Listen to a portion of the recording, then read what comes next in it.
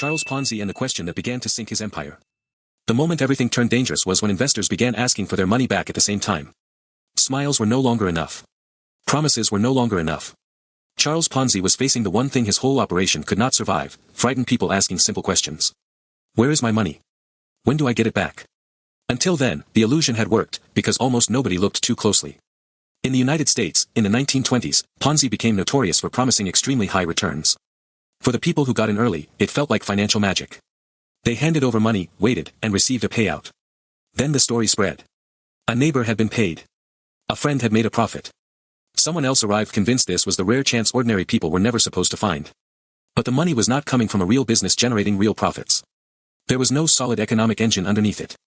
The trick was much thinner than that. New investors were funding the payments to earlier ones. Ponzi controlled the whole structure from the center. The investors did not usually have to recruit anyone, and they did not really know where the supposed returns came from. They saw payments, and the payments felt like proof.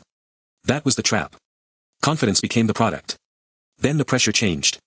If fewer new people came in, the scheme weakened. If too many people asked for refunds, it started to break. And once both things happened, the brilliant machine began to look less like a secret opportunity and more like an empty room with a polished door. The final twist is not just that Ponzi's fraud collapsed.